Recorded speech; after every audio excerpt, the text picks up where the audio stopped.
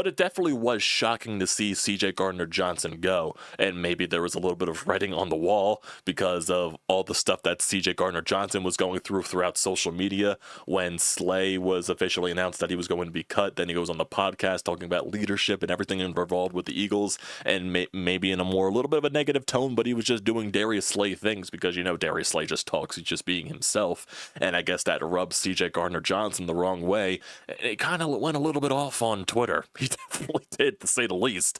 And maybe that was the reason why the Eagles traded him. I have no idea. But I believe it was Zach Berman that actually went through like a whole list of context as to possibly why the Eagles would trade away CJ Gardner-Johnson. And it's like CJ Gardner-Johnson was a very huge, important factor into the Eagles defense because obviously he can force turnovers. He brings that swag. He brings that attitude. He brings some type of leadership. And he brings like an edge to the defense that the Eagles definitely missed in the 2023 season. And that definitely, is something that's going to be missed. And obviously the 2 years that you have CJ Gardner-Johnson on your roster, you go to the Super Bowl, and obviously CJ Gardner-Johnson is not the sole reason why you go deep in the playoffs. And maybe there's something to him, being on four teams in 4 different seasons, obviously, with being on the Eagles, being on the Saints, being on the Detroit Lions, going back to the Eagles, and now being on the Houston Texans.